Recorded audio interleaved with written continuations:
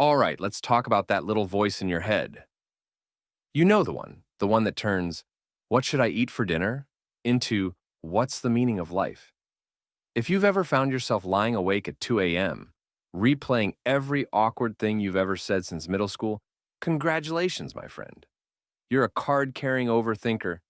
But here's the good news: you're not alone and you're not stuck. By the end of this video, you'll have a roadmap to escape the endless mental loops and finally take charge of your thoughts. Ready to break free? Let's go. Step 1. Understand why you overthink. Overthinking is like your brain running Windows 95. It's slow, glitchy, and freezes at the worst possible moments. But why does this happen? Well, your brain is trying to keep you safe. It's like that overprotective parent who says, "Wear a jacket or you'll catch a cold." Except your brain says, "Think about this for 12 hours, or you might regret it forever." The problem? Instead of solving anything, overthinking just keeps you stuck. You're not moving forward. You're just running mental laps like a hamster on a wheel. And while hamsters are cute, nobody wants to live their life like one. Step 2. Recognize the real cost of overthinking. Overthinking is expensive, not in dollars, but in time, energy, and sanity. Think about it. How many hours have you wasted replaying conversations or imagining worst-case scenarios that never happened? That's time you could have spent binge-watching your favorite show or finally trying that TikTok recipe. And let's not forget the emotional toll. Overthinking leaves you drained and doubting yourself. It's like carrying a backpack full of bricks everywhere you go. Spoiler alert, you can put the backpack down anytime. Step 3.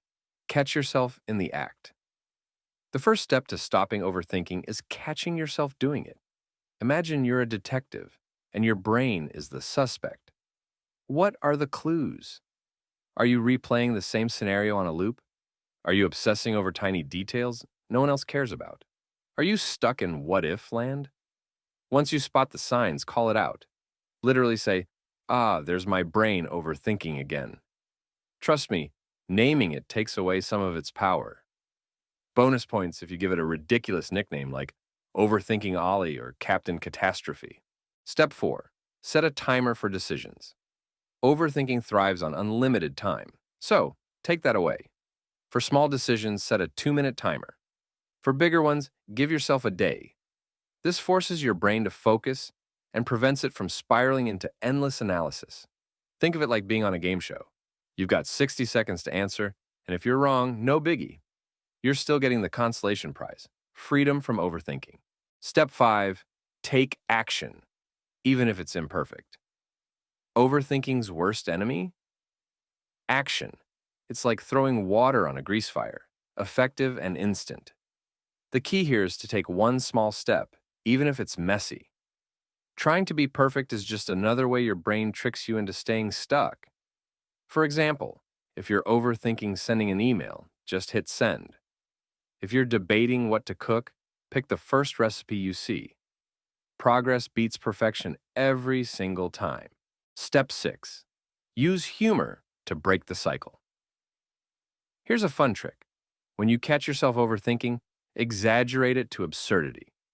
Let's say you're stressing about a typo in a text. Imagine the recipient framing the typo, putting it in a museum, and inviting the world to laugh at it. Sounds ridiculous, right? That's the point. Humor cuts through overthinking like a hot knife through butter. Laughter reminds you that most of your worries are way smaller than your brain makes them out to be. Step 7. Ask better questions. Overthinking loves to ask questions like, "What if this goes horribly wrong?" Or, "Why did I even try?" But here's the thing. Your brain answers whatever you ask it. So, ask better questions. Try, "What's the best thing that could happen?" Or, "What's one thing I can learn from this?" The quality of your questions determines the quality of your thoughts, and better thoughts lead to better outcomes. Step 8. Write it down and walk away. Got a million thoughts buzzing in your head? Grab a notebook and dump them all out. Think of it like clearing your mental inbox. Once it's on paper, it's easier to see what actually matters and what's just noise. After you write it down, walk away. Seriously distract yourself. Go for a walk, watch cat videos, or call a friend. When you come back, you'll have a clearer perspective. Step 9. Practice mindfulness. Even if you're bad at it, mindfulness isn't just for monks, it's for anyone with a brain that won't shut up. Start small. Take 3 deep breaths and focus on the feeling of air going in and out of your lungs. Or try this. Sit for 1 minute and just listen to the sounds around you. Birds, cars, your neighbor's dog barking, whatever. The point isn't to stop your thoughts, but to remind yourself that they're just thoughts. They don't control you. Step 10. Turn overthinking into your superpower. Guess what? Your overthinking isn't all bad. It means you care, you're detail-oriented, and you're probably really good at planning. The trick is to channel that energy into something productive. Instead of worrying about what could go wrong, plan for what could go right. Instead of rehashing past mistakes, use those lessons to improve. Overthinking is like a superpower. You just have to learn how to use it for good. Step 11. Celebrate small wins. Every time you stop yourself from overthinking, celebrate it. Did you make a decision without spiraling? High-five yourself. Did you catch an overthinking moment and laugh about it? Treat yourself to your favorite snack. Positive reinforcement trains your brain to keep doing what works. And who doesn't love an excuse to celebrate? Step 12. Remember, you're not alone. Finally, remember this. Everyone overthinks sometimes. Even the most confident, put-together people have moments of doubt. So, don't beat yourself up for being human. You're doing the best you can, and that's enough. Closing thoughts. Overthinking doesn't have to control your life. It's just a habit, one you can unlearn. Imagine what your life would look like if you stopped second-guessing every decision and started trusting yourself. Imagine waking up with a clear mind, ready to take on the day without the weight of what if holding you back.